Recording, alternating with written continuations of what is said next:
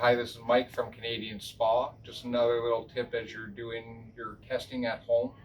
When you're taking your test strip and you're dipping in the water, the most common thing to do is put it in vertically, and you leave it in the water and you come out holding it vertically, and the water runs down the strip, causing the colors to bleed together, giving you a misreading.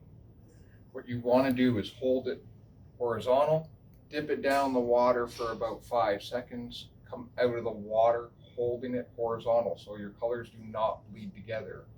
And you always want to give it about 10 seconds before you line it up on the back to find out what your readings are. You always want to stick to the same standard of time.